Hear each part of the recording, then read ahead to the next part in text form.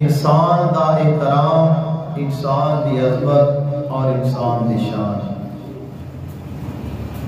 خالق کائنات نے قرآن مجید فرقان حمید میں ارشاد فرمایا وَلَقَدْ كَرَّمْنَا بَنِي آدَمَ وَحَمَلْنَاهُمْ فِي الْبَرِّ وَالْبَحْرِ وَرَزَقْنَاهُمْ مِنَ الطَّيِّبَاتِ وَفَضَّلْنَاهُمْ عَلَى كَثِيرٍ مِّمَّنْ خَلَقْنَا تَفْضِيلًا۔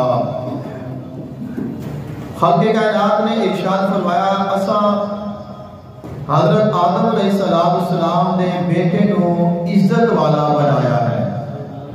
کرمنا اسی انہوں مکرم بنایا ہے، اسی انہوں عزت عطا کیتی ہے، اور اساں اس کو خشکی اور ترمی دے وچ سوار فرمایا ہے، اور اساں اس کو پاکیزہ رزق عطا فرمایا ہے، اور اساں جو اساں مخلوق پیدا فرمائی ہے اس مخلوق دے وچوں، اس کثیر مخلوق دے وچوں اساں انسان کو سب تو زیادہ فضیلت عطا فرمائی ہے۔